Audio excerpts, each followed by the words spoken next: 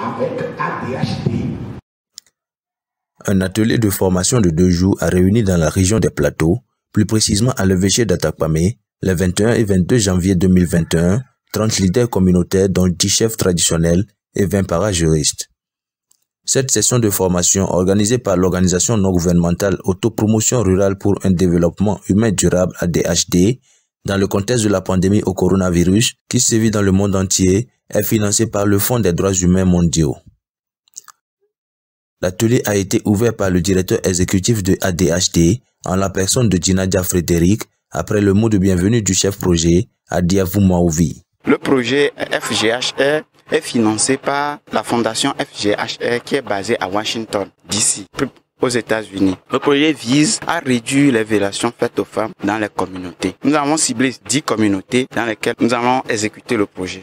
Pour réduire les violations faites aux femmes dans les communautés, nous avons pensé former les 10 chefs plus 2 parajuristes par communauté. Ainsi, des smartphones ont été remis aux parajuristes pour animer la plateforme ADHD Parajuriste et permettre à ces derniers de bénéficier de séances de renforcement de capacité en ligne dans cette période de Covid-19.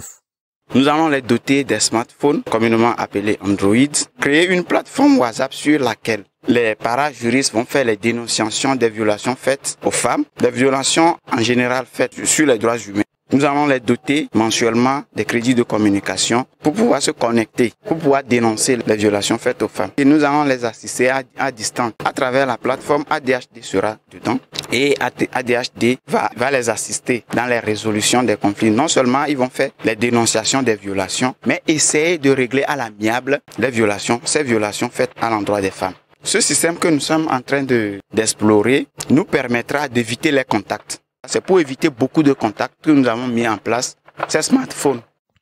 L'objectif principal de cette rencontre est de contribuer à l'effort du gouvernement dans la promotion et la protection de la femme, à la protection des enfants et à la vulgarisation du code foncier et domanial et les directives volontaires pour une gouvernance foncière locale responsable. Plus spécifiquement, ce projet vise à outiller les chefs traditionnels et les parajuristes sur les violences basées sur le genre, les cas de maltraitance des enfants, l'équité genre en matière de droits fonciers et l'utilisation des nouvelles technologies de l'information et de la communication comme outil de travail.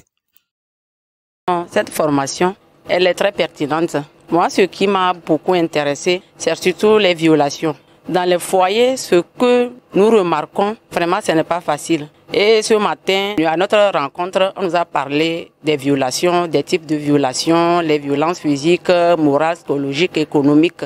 Ce que nous remarquons surtout dans nos préfectures. Et cela va nous permettre, étant parajuristes, à notre retour, d'aller sensibiliser nos proches qui sont dans les milieux ruraux, qui ne connaissent pas la loi, que nous pourrons les sensibiliser pour que cette formation peut aussi leur bénéficier.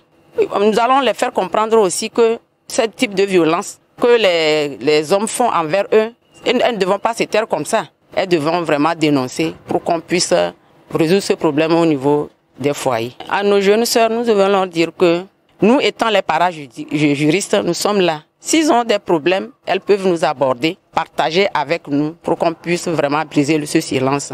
On ne peut pas dire que c'est parce que je suis femme et que je suis dans le foyer et quand le monsieur dit quelque chose, je n'ai pas droit à dire non, soit je n'ai pas droit à dire oui. La dame aussi a le plein droit de réagir aussi dans le foyer.